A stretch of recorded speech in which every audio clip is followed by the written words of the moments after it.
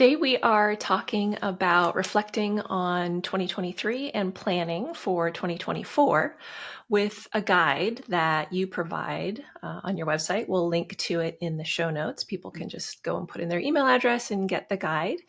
And we're going to just kind of talk about the practice of doing this process, the value that it can provide to people, and just kind of what this planning process looks like and how you work through it with your clients, how you do it yourself, and all the benefits that people can get from going through a reflective and planning process like this.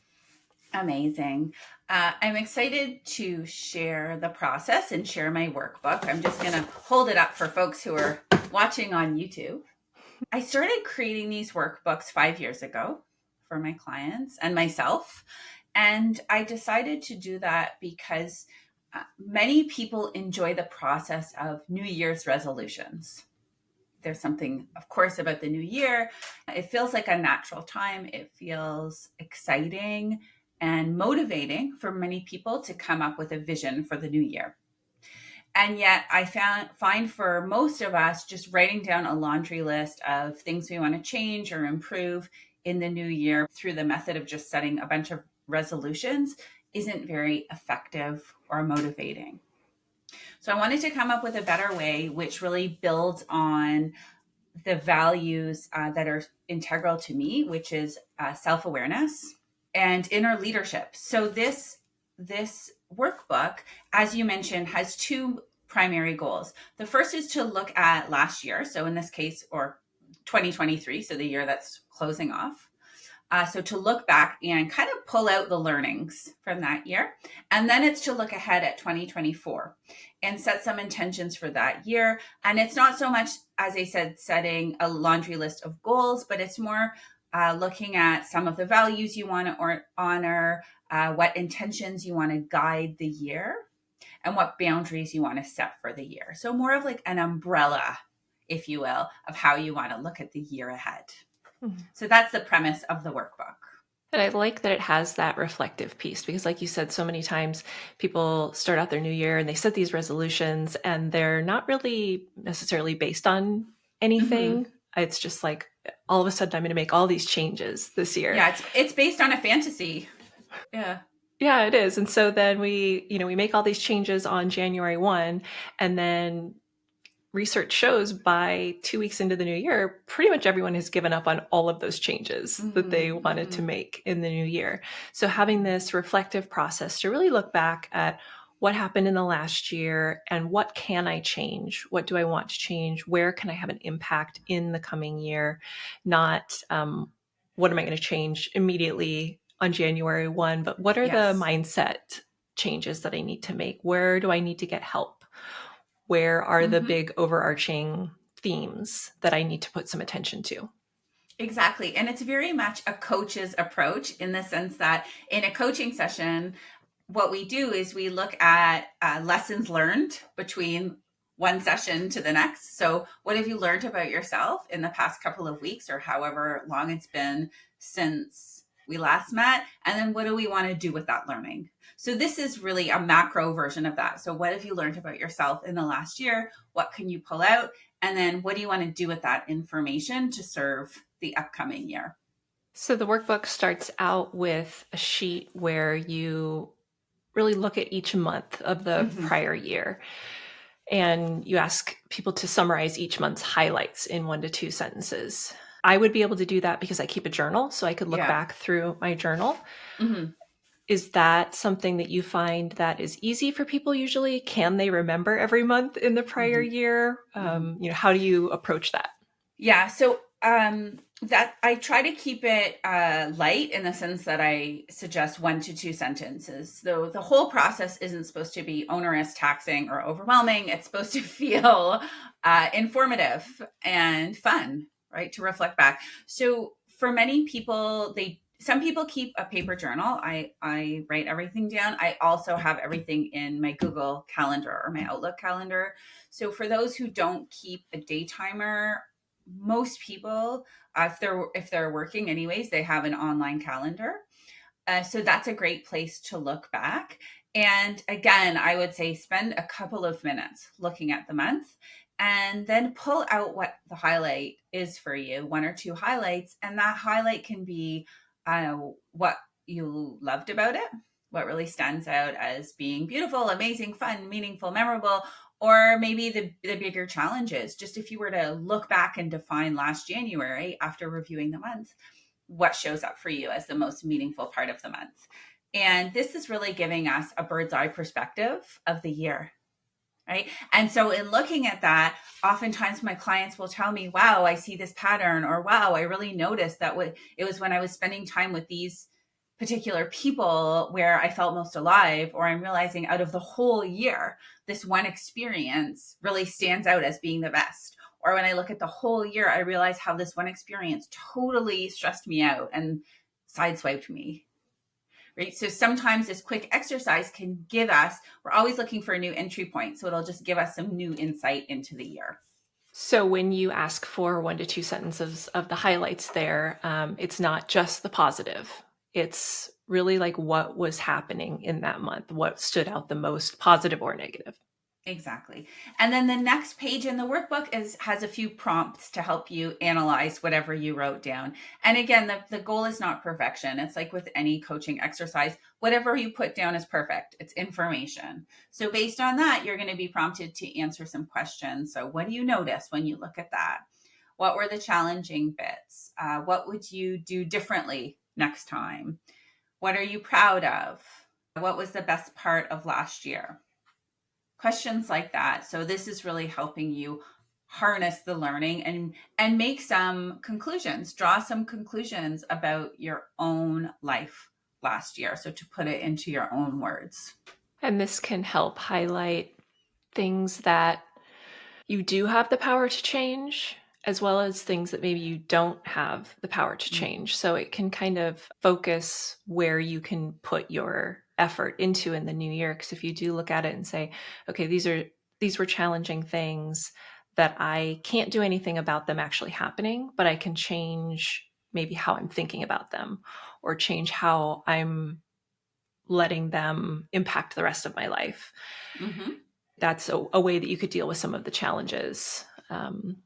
Or if it is something that you look at and you can see that you made decisions repeatedly that Mm-hmm. were causing the same issue over and over again, and you do have control over that, then that can kind of direct some of your attention to what you can actually change in the new year. Yeah, absolutely. And by way of an example, a client who I was speaking with recently was commenting on a speaker series that they used to lead in the workplace and how meaningful that was for them, initiating this particular event. And so maybe months have gone by since this was a part of their lives, but in looking retrospectively at the whole year, thinking, wow, this was genuinely a huge highlight of the year. Maybe I want to bring this forward in a more significant way next year. Maybe I want to prioritize this now that I realize out of all of the months, this was such a hit for me. As we're talking, I'm sitting here thinking about doing this process myself, because I'm not someone who does New Year's resolutions. I'm not Yeah. even someone that really does any planning at all. I do financial goals, but I don't tend to, sit down and say I want to achieve X. It's just never, I've never been a planner in that sense, which is really Mm-hmm. funny to think about because of my love of lists and spreadsheets and planning in Yeah. that way. But like big picture planning has never really been something that I sat down and did. But as I'm sitting here thinking about doing this process, and over the last couple of days, I've been thinking about it, knowing that we were going to record this episode. I started thinking about how, had I been doing this process over the last few years, it would have been very clear to me that what I'm constantly being drawn to, what I'm always wanting to do, is share knowledge and Hmm. share things that I find helpful in my life, and just information that I think that other people who are like me would find valuable as well. And Yeah. I'm always wanting to do that. Like every year of my life, I've tried to do it in one fashion or another. I've started a website or a podcast or, whatever it is. I've always had these little projects that like crop up and I put a little bit of attention into them, and then like life takes over or work, or, Mm-hmm. whatever it is, and I deprioritize it. And I've never fully let those projects grow into what they could be.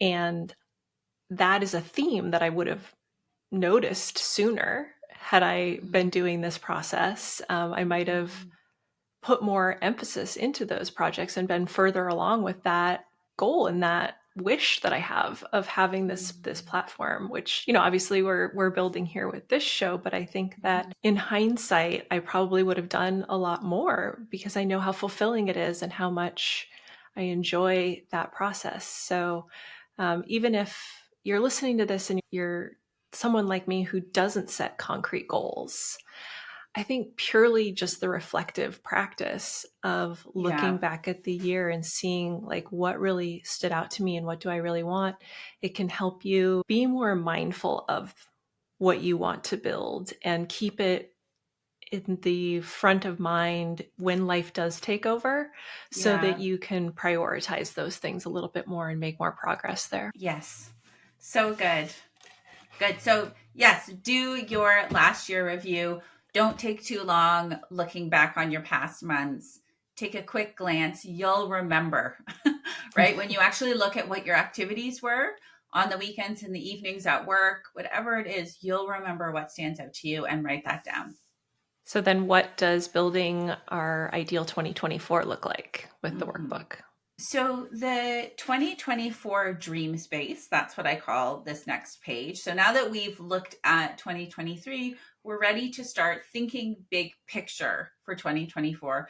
And you'll notice that I don't have a formula here for writing out SMART goals for any of the categories, but instead I do have categories almost like for anyone who's worked with me or many other coaches. I use when I first began working with someone, something called a wheel of life.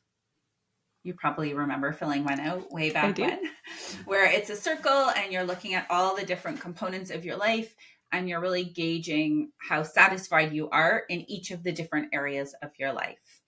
And so this is a similar type of approach where we're just looking big picture at different buckets of your life. And you're writing down what a dream scenario would be for each of those categories. So it's not specific goals, it's not specific actions you have to take in each category. It's just dreaming up what would true fulfillment and success look like in these categories for you. So it's more of a brain dump, free flowing space to think with full permission about some of these categories in your life. So the categories we have specifically Mm-hmm. here are work, home, Mm-hmm. health, love life, family and friends, hobbies, fun and personal growth, wealth, and then you have a what else box for anything Yeah. else that may be important Mm-hmm. to each person. Yeah, absolutely. Because I came up with these categories, but by no means are they prescriptive. So create your own category down below. And if any of these categories don't feel particularly resonant for you, just simply cross it out and rename them. And what I like about these categories is not only are they all important, but they will have various levels of importance at various points in your life. So Mm. you may look at this and think, work, love life, and home are good, but I really need to focus on my health because I'm in my 40s now and I'm starting to face mortality. So let's work on that. Or, wealth because I'm getting older and I need to worry about retirement. And then fun because I've been working so much for the last 2 decades that now I need to build a little bit more fun in. So you can kind of pick and choose what your focus is and where you need to work on building some or putting in some extra attention in the next year. Yes, 100%. And similarly, maybe when you did your last year at a glance, you noticed how important it was to have some quality time with a couple of best friends. And then maybe you want to really focus on building up certain friendships or reinvesting in certain friendships again this year. And so this is a place to jot that down. So again, you can use whatever you learned about yourself, and that will for sure inform what you end up including on this page. But it really is just a free space. So then you take what you've put there in your dream space and on the next page, we go into some more in-depth questions to help Mm-hmm. you figure out how to make those changes and what actions you're actually going to take in Yeah. 2024. Is that right? Yeah, this is just getting a little bit more clarity on what you captured in the previous page. So, what stands out for you, pulling out some of the key ideas. So, for example, some of the questions on this next page are: is there anything new that you'd like to try next year? So, is there anything specific? Or are there any existing activities, habits, or thoughts that you don't want to bring with you into 2024? Are there particular values that you want to highlight? And what's most important to you? So, again, it's now like looking kind of at everything you've written down and again, pulling out some of the important bits. So, there's just some good general questions to guide you with that. What I like here is that it's not just additive. You're asking, is there anything new you'd like to try? And, new things that you want to do in the new year, but you Mm-hmm. also make sure to keep a question in there about what you need to let go from the Yeah. prior year. Because Mm-hmm. so often it is, I'm going to do more, I'm going to do more. And we don't take that Mm-hmm. time to say, well, what shouldn't I be doing anymore? What Yeah. needs to be left in the last year, whether that's a mindset, whether it's actually something you're doing, whether it is a job or a person, anything Mm-hmm. that you look Yeah. back and you're like, that was really draining. That took me Mm-hmm. away from what I wanted. And there's the cost Mm-hmm. benefit there was too great. I need to let that go in the new year. Mm-hmm. Yeah, 100%. A club, a group that you're part of. I mean, anything. We can't just keep adding without subtracting because then it's just too much And we change. and You we outgrow change. things. Yeah. It's totally normal to bring things in and out of your life. That Yes. there shouldn't be any guilt or negative feelings around letting things Yes. go. We are allowed to quit things we've Yes. discussed Yes. in previous episodes. So if you're interested in more information on letting things go and quitting things, we can add that link in the show notes too. I'm a big advocate of quitting now. Mm-hmm. Yeah. The next sheet is all about boundaries. Hmm. Talk to me about boundaries within this context. We need boundaries to help us because simply we're trying to try on new things, bring new things into our life, let go of other things that are no longer serving us. And as we are stepping into the unknown and living with new intentions, we're going to need boundaries to help us stick to it, to help us say no to the things that are no longer serving us, to help us say yes to the things we want to do, and to, I guess, just to help us stay the course. And the purpose of the boundaries is to honor you. So they're self-honoring boundaries. And oftentimes our boundaries are porous because we have so many obligations from our work and from our loved ones and our lives and our families.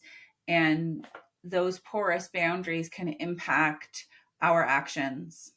So there's a whole page dedicated to helping you define what boundaries will look like for you, given what the vision you're starting to uncover for 2024. What kind of help might you want to ask for that's going to serve you?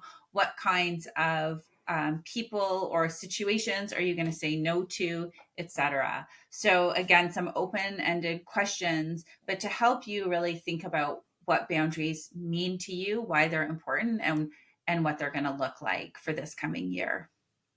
And boundaries are one of those things that, just because you say you're going to have a boundary Mm-hmm. doesn't mean Mm-hmm. that magically you're going to be able to honor that boundary. Mm-hmm. It takes a lot of work, especially if you're Mm-hmm. not someone that's used to saying no Mm-hmm. to other people. So keeping this mindset of why you're setting the boundary And having it done in this context of I'm setting this boundary in service of these goals that I have for 2024, that can Mm-hmm. help you stay committed to the boundary, make it easier to say no in the moment when you are being asked to do something that you would have normally done, but you know if you do it, then you're not going to do the thing that you really want to be Yeah. doing. It can just give you that power and that um, mindset to say, no, I'm keeping this boundary because it's what's good for me. Yes. And also, you mentioned a couple minutes ago that we change, and our desires will change. What we want will change. Well, so too will our boundaries. Even as a mom, my the boundaries I can have with my kids evolves every year, depending on what they need, depending on how old they are, depending on what's going on in my life. So I've always, tried to have certain boundaries that are reasonable given their age and my life, right? So it's always going to change, it's always going to evolve, and so too with my partner, right? What kinds of boundaries do we want to respect for one another? Well, that's also going to evolve with the changing seasons and with changes in our careers and our interests, etc. So just because we had certain boundaries last year doesn't mean they're going to be the same ones this year. Or just because if we didn't have great boundaries last year doesn't mean we can't have great ones this year. And even one new boundary can make a huge impact. If you have really, really porous boundaries, if they're really hard for you, and you suddenly have one firm boundary, as an example, letting your family know, I always go to this particular class with this certain group of friends once a week on Tuesday evenings. And that's something that's I'm going to honor for myself, and I'm going to put in the calendar no matter what is going on, right? Barring a huge real emergency, but no matter what sort of other needs people might want me for, that one thing can make a huge, huge difference in your life, just having that one boundary. So don't think just because you're not great at boundaries, you can't become better. And don't think just because you were great at boundaries last year, they can't be revisited for next year, because it really does evolve. And I really like that concrete example that you gave there of, I go to this class every Tuesday, because through this process, you're looking at, what do I want to have more of? What do I want to do differently in the new year? So let's say that for the person who had that example, they're in their dream space, it was spending more time with friends. Mm-hmm. So then the action that they take to spend more time with friends is going to this weekly meetup with those Mm-hmm. friends. And so then the boundary that they set is I have this weekly meeting with my friends. Yeah. That can't be taken away from me because of whatever you want me to do. So Mm-hmm. it's this flow from here's what I want, here's the action that I'm going to take, and here's the boundary that I'm going to set to ensure that that action is taken consistently. Yeah, exactly. Exactly. And similarly, it can be a boundary, for your family too. For example, I want to watch my kids' basketball games or practices. I used to not, because I don't really like basketball as a sport. I don't understand it.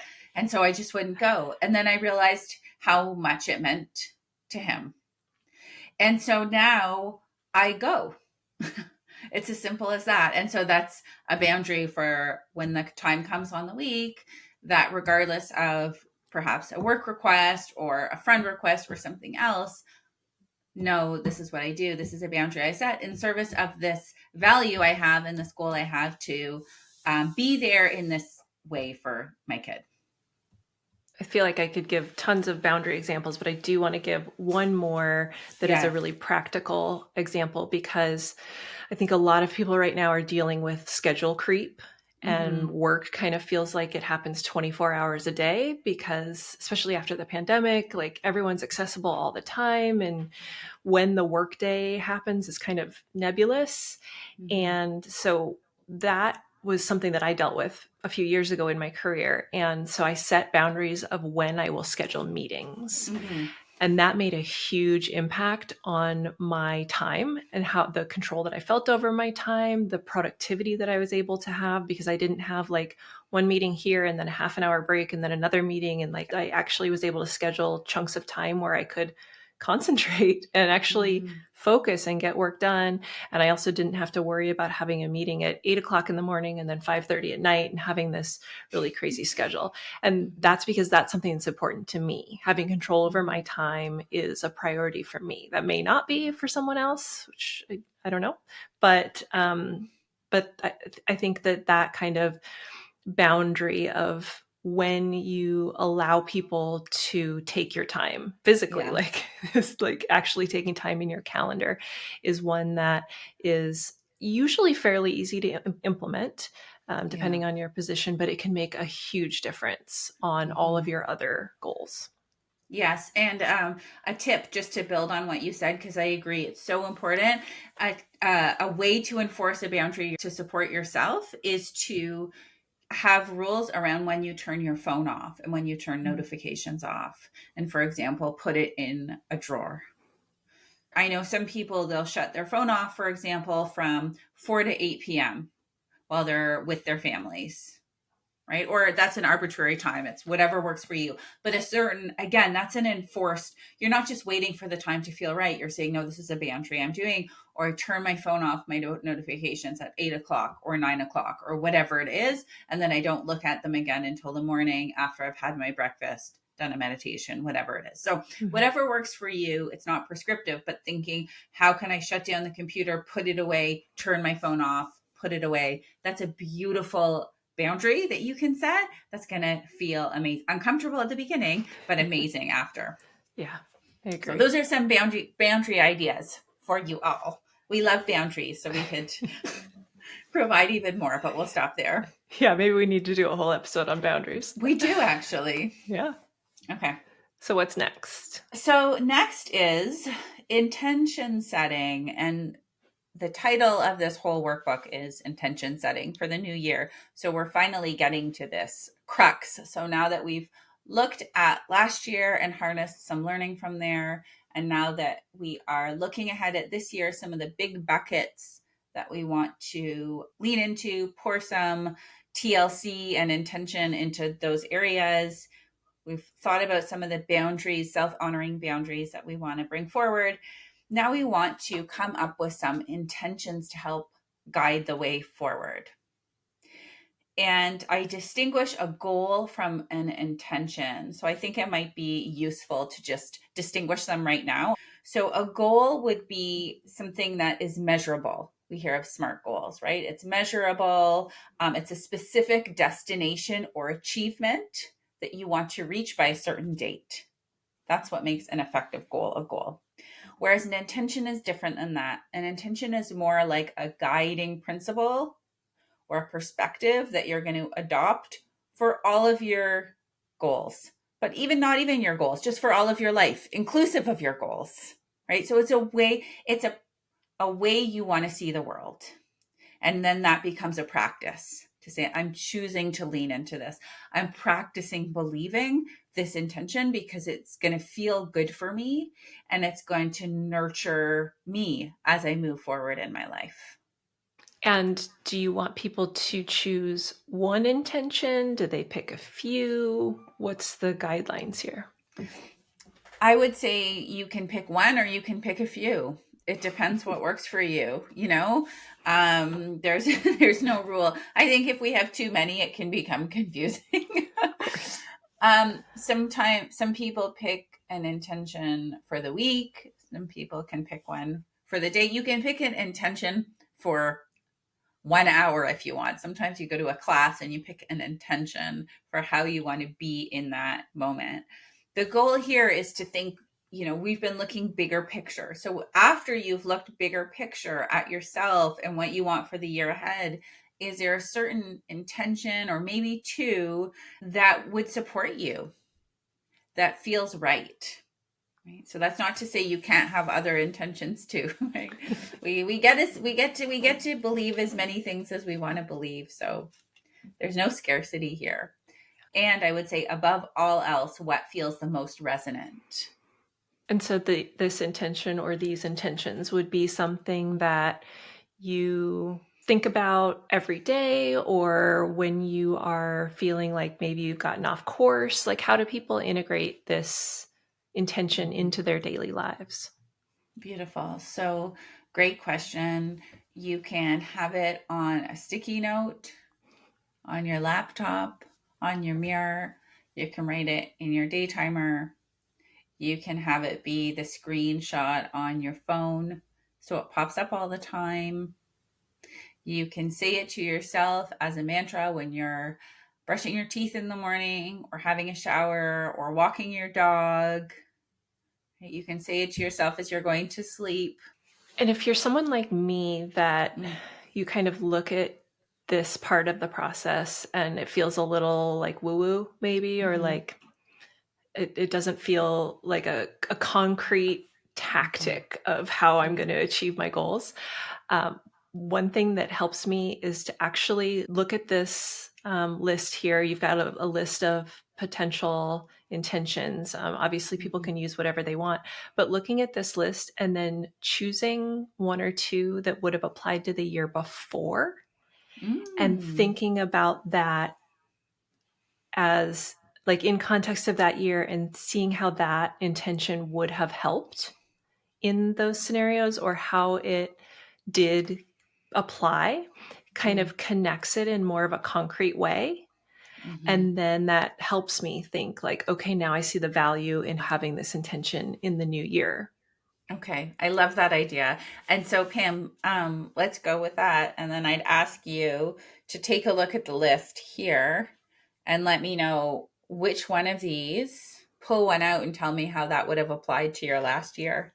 Yeah, the one that's really standing out is I remember I can do hard things. Mm, 2023 was really a year where I put a lot of focus into health and fitness.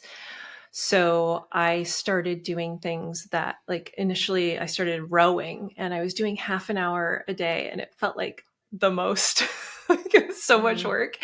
And then I increased it a little bit and increased it a little bit. And then by the, this time of year now, I'm doing over an hour a day with the rower. mm, Plus, I've added in weight training and I've done all of these things that now it's like if you had told me at the beginning that I had to do this much work, I never would have gotten there. But mm, remembering I can do hard things got me to where I am now, but not just from fitness, the strength that I got out of going through that 6, 7 month process of being in better shape, doing hard things mhm. physically made me more able to do hard things emotionally, hard things mentally. It was really a process of learning I can do hard things. And that applies to my entire life, not just the one area where I was pushing myself. Okay. So now that's such a great example. And so how would having that intention or holding that intention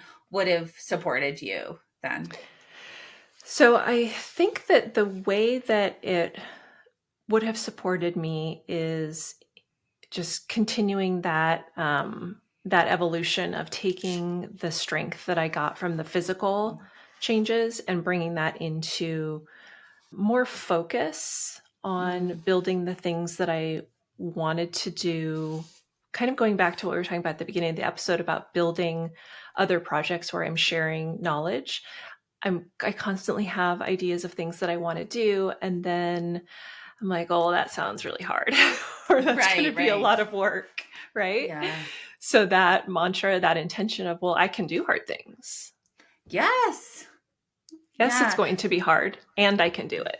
It's such a good example. So imagine the impact of if you're saying that to yourself every single day and reminding yourself of it. And I think another salient point about this is that that mantra feels true or that intention feels true for you, Yes, very true. right? It's not something that you've just read on a greeting card or you saw it, in an Etsy shop.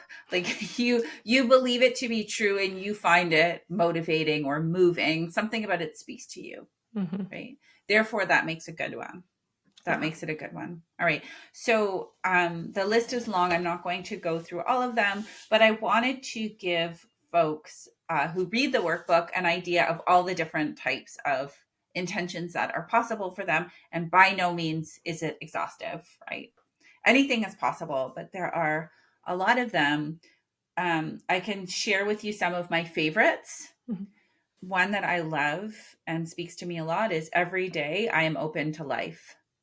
And why that intention is so powerful for me is it reminds me that anything is possible. It reminds me that good surprises can happen at any moment. And it reminds me that I'm an active participant in life. That's what it makes me feel like when I read that. Hmm. So it really speaks to me. Another one that I love is I celebrate the small wins. It's a good one. Yeah, I love that one because um I like to remember not to wait for anything to celebrate. Everything is a celebration. Like getting to live this life and do this work every day is a win. I don't need to get the next level of the certification. Like it's already here. It's already happening. So this I think is a game changer for many people. This is a life-changing concept. You can already celebrate today yourself and your life and your work and still long for more and go for more. It Hmm? makes me think of last night I was making dinner and Mm, playing music and dancing in the kitchen after it had a pretty rough work day. mm, And I was so grateful for that ability to like say, yep, today was rough and I can throw on music and dance around the kitchen. And that's a win to end the yeah. day on a positive. Listen, so many people win big awards and they're miserable. It means Yeah. nothing. Yeah. So redefine win. That's another good intention. I redefine win every day. I'm redefining winning on my terms or for what's meaningful for me. I I love like that it. example. One that I really like on this list is I embrace change. Mm, We talk all the time about the stories that we all have about who we are and what we're mhm, capable of. And I think just having that mindset of I embrace change for me and for everyone can be mm. such a huge shift. Oh Especially right yeah. now we're in this environment where like changing your mind seems like a negative. You know, Mm, if someone holds a view and then learns mhm, something new and changes their mind, it's like, oh, you're a flip flopper. mm, Or people are anti science because scientists think one thing because of the research, and then new research comes out and they're like, oh, things have changed. No, and then people are like, oh, well, science is wrong.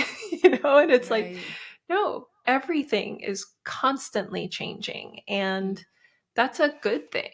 mm, So the mm, more you can embrace it for yourself, to allow yourself to become someone new, to experience something new, and to let go of stories about who you are or what you can do, and give other people that opportunity too, that change just makes the world so much more exciting and fun and amazing to participate in.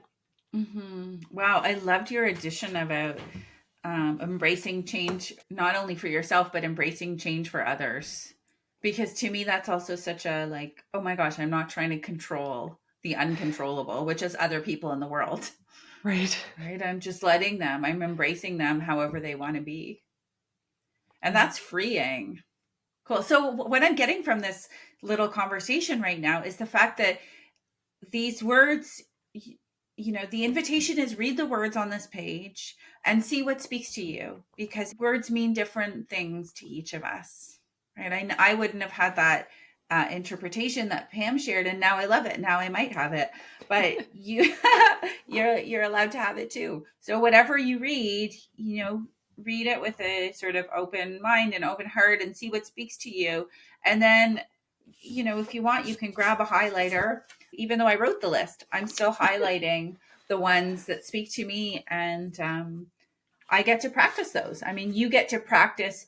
The thing about perspective shifting and mindset shifting is it's the first step is finding a new thought, a new belief that you want to hold because it genuinely speaks to you and you think it will serve you, and practicing it, right? So you asked at the beginning of this, Pam, well, what do we do with the intention once we pick it? And I would say honor it by practicing it, looking at it, reading it, remembering it, and as you read it, letting whatever meaning you're deriving from it sink in.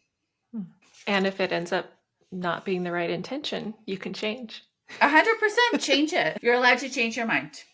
You have a section here for final reflections after Yes. you kind of pick some intentions. So, what's the goal there with that section? It's really, the goal is to capture final thoughts. So to write down any intentions that feel right for you from the list that I offered, and moreover from any other ideas that pop to your mind. And then just to write down any other dots that may have been connected as you filled out the workbook. You can put some doodles there. You can really write down anything. It's just a final space, a little bit of a blank space for you to fill out. So then, once people fill out this workbook and they've got their intention, do Mm-hmm. they revisit it monthly, quarterly? How do you make sure that this stays top of mind as you're working your way through 2024? I think that revisiting your goals on a monthly or quarterly basis is ideal. If you are using a day timer, I use something called the Passion Planner, and they have a monthly check in process. And there are so many different sort of templates you could find online that will hold you accountable to it. Not everybody wants to do that. If you don't, I would encourage you to keep your intention handy. You could even pop it into your calendar so that it shows up on the beginning of the month, for example. And then you can sit with it and see how that's feeling for you. Have I been honoring that? Has it been working out for me? Revisiting the your areas of focus, right? Your dream space. If you want to put that on your bulletin board, if you want to do more with it, flesh it out into fuller goals, a goal list, flesh it out into a vision board, create a piece of art with it, work with a coach who's going to help you sort of build out the ideas and bring them to life. I mean, this is your first step. So then you get to decide what you want to do with it in terms of actioning it and holding yourself to the goals and intentions that you're setting. Anything else you want to add? I would just welcome you to take the time for yourself. I see it as an act of bravery, to be honest, just to take an hour or two outside of the hustle and bustle of life and say, I'm going to focus just on me. It's an act of self love. It really is an act of self care. I really believe, after supporting so many people one on one and in groups, that meaningful change first begins with self awareness. Meaningful change in your life, meaningful change in your community, in your workplace, any kind of issue that you are passionate about, that you care about, that you love. First, the first step is to be filling up your own cup and knowing how to take care of yourself. And so, doing a workbook like this, spending some time with some thoughtful questions, some thoughtful, provoking questions, is going to help set you up for success and is a true act of self love in this hectic world. So, it's something you can do for yourself. And what better holiday gift to give yourself?